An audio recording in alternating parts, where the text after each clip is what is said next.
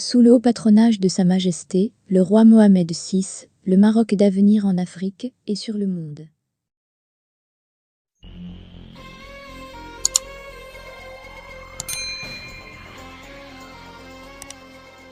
L'ambassadeur Omar Hilal, le peuple kabyle a subi 3 colonisations.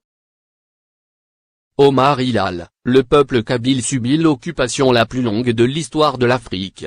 Omar Hilal, le peuple kabyle a subi 3 colonisations, ottomanes, puis françaises et maintenant algériennes. Il s'agit de l'occupation la plus longue de l'histoire de l'Afrique. Réagissant à l'obsession maladive de l'ambassadeur d'Algérie à l'ONU, Nadir El Arbaoui, ainsi qu'à ses propos calomnieux à l'égard du royaume, lors du séminaire du C24 à Sainte-Lucie, l'ambassadeur Omar Hilal a fustigé le diplomate algérien pour sa schizophrénie en lui rappelant que l'autodétermination est un principe universel et indivisible.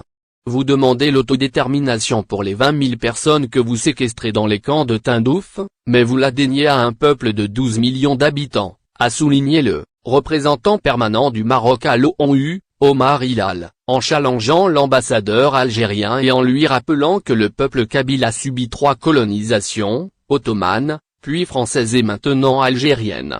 Il s'agit de l'occupation la plus longue de l'histoire de l'Afrique, a-t-il déploré, en s'interrogeant sur le fait que l'Algérie ne permet pas au peuple kabyle de s'autodéterminer, de s'exprimer et de choisir librement son destin, comme elle le revendique pour les populations des camps de Tindouf.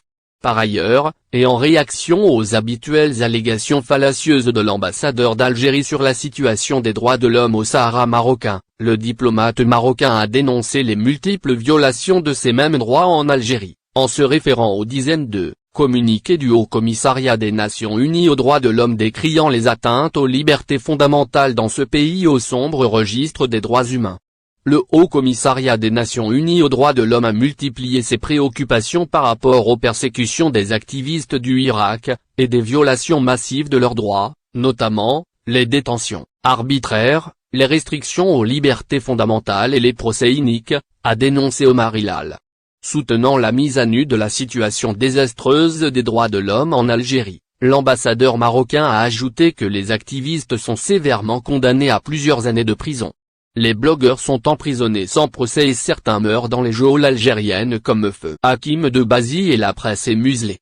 Voilà la sombre et triste réalité de l'Algérie d'aujourd'hui, a-t-il rétorqué. Remettant à sa place l'ambassadeur algérien, qui a qualifié le Sahara marocain de prison fermée, Omar Hilal l'a confronté à ces mensonges, vous avez qualifié le Sahara de prison fermée. Si c'était le cas, pourquoi les pays ont ouvert 27 consulats?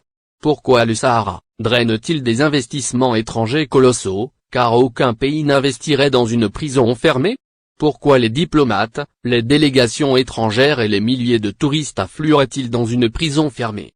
A-t-il martelé, en concluant que la prison fermée, c'est l'Algérie, où il y a les violations les plus graves des droits de l'homme en Afrique. S'agissant de la séparatiste Sultana Keïa, mentionnée par son parrain l'ambassadeur d'Algérie, Omar Hilal a brandi la photo de cette séparatiste subversive en treillis militaire et arborant une Kalachnikov, lui déniant tout prétendu statut de militante des droits de l'homme. Il a informé l'audience qu'après investigation, les Nations Unies ont confirmé qu'elle n'était pas une militante, parce qu'elle prône la violence armée, et par conséquent l'ONU s'est définitivement